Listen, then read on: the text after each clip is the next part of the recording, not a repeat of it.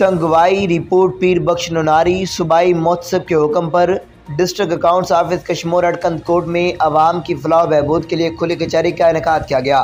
जिसमें सरकारी मुलाजमीन की पेंशन, रिटायरमेंट और दीगर मसाइल पर फौरी हल करने पर गौर किया गया। तफसीलात के मुताबिक रीजनल डायरेक्टर महोत्सव आला ज़ाद हुसैन बरड़ो ने सूबाई महोत्सव आला जनाब इजाद अली खान के अहकाम पर डिस्ट्रिक्ट अकाउंट्स ऑफिस में पहुंचे। इस मौका पर लोगों ने डायरेक्टर महोत्सव आला को पेंशन, रिटायरमेंट और दुरुस्तगी की निशानदही करवाई। इस मौका पर खिताब करते हुए डायरेक्टर महोत्सव आला ने कहा है कि सूबाई महोत्सव आला जनाब इजाद अली खान के अहकाम पर आज हम डिस्ट्रिक्ट अकाउंट्स ऑफिस कशमोर अटकंद कोर्ट पहुँचे